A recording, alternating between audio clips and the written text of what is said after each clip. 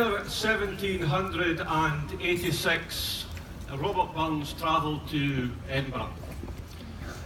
And whilst he was in Edinburgh, many dinners were held. And at one such dinner, haggis was served. And it was at that dinner that Burns stood and addressed the haggis for the very first time. No one knows to this day if this address was pre-prepared or if this address was something that Burns made up on the spot, a task he was clearly capable of carrying out. But what we do know, and what did happen, is that that night, the haggis, a food of the common man in Scotland, began its journey to almost every single country in the world, where at this time of year it is celebrated in almost every single country in the world.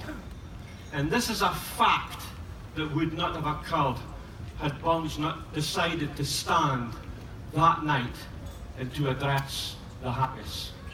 And with that, it gives me great pleasure to provide for you the address to this wonderful animal.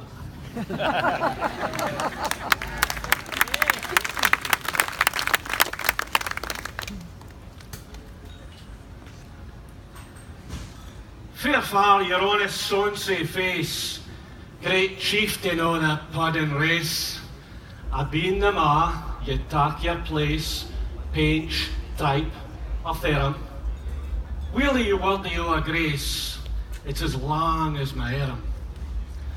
Grown in trencher, there you fill, your hardies like a distant hill. Your bean would help to mend a mill in time o' need, and through your pores the dews distill like amber bead.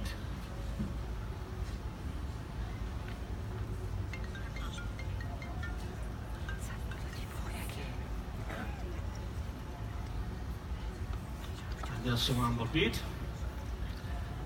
and there's some amber bead. However, I don't like that amber bead, so I have this amber bead.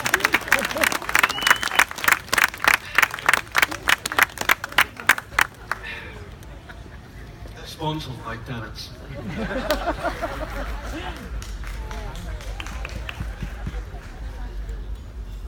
His knife, with rustic labour decked, will cut ye up wi' ready sect, trenching your gushing entrails brecht like ony ditch.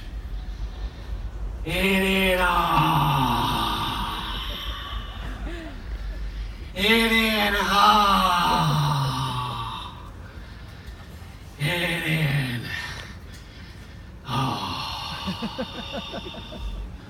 what a glorious sight. Warm, reeking,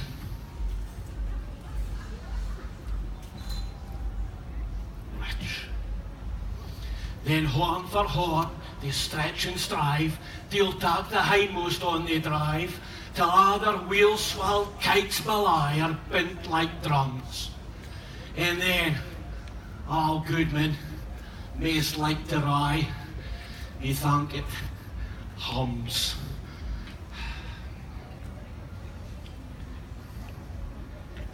Is this net his French ragout? Or olio to stow a sou? A fricassee to make a spew wi' perfect scunner. Looks down with sneer and scornful view on sick a dinner.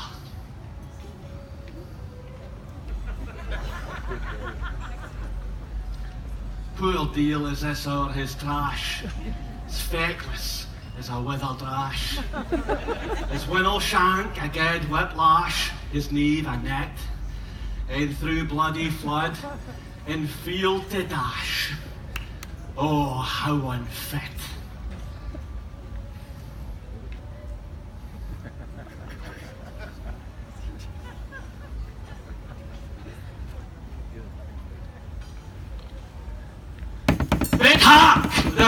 haggis fed. Bid hark, the rustic haggis fed.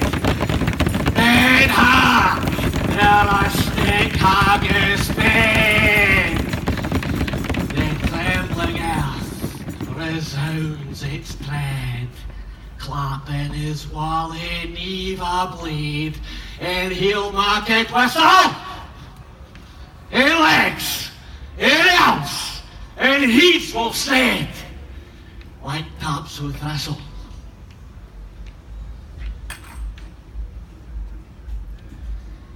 Ye powers that mark mankind your care, and dish them out their bill of fare, all Scotland wants nae skinking ware that joups and luggies. And if you wish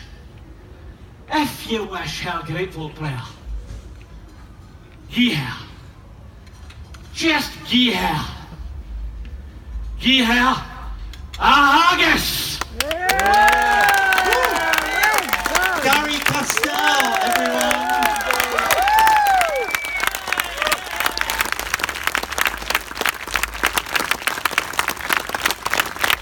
Ladies and gentlemen, thank you very much. Ladies and gentlemen, can I ask you all to please rise? It gives me great pleasure, and it also provides me with a huge amount of pride to offer you this evening what I regard as being the #1 toast of a Burns night. It's a very short toast. It's a very simple toast. The toast is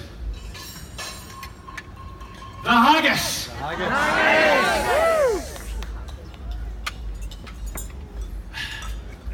Bible? Excellent.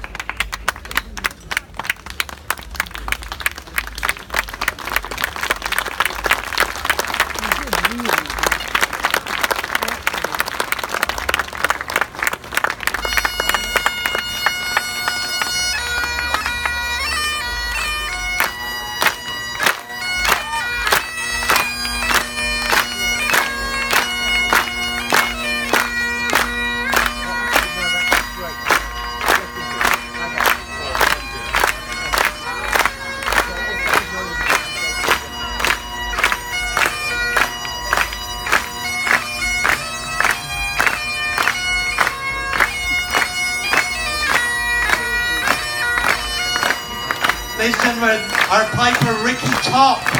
Yay! Chef de cuisine Manuel Corbon. Yay! And of course, Mr. Gary Castell. Please do be seated. Ladies and gentlemen, Fantastic. one housekeeping note. On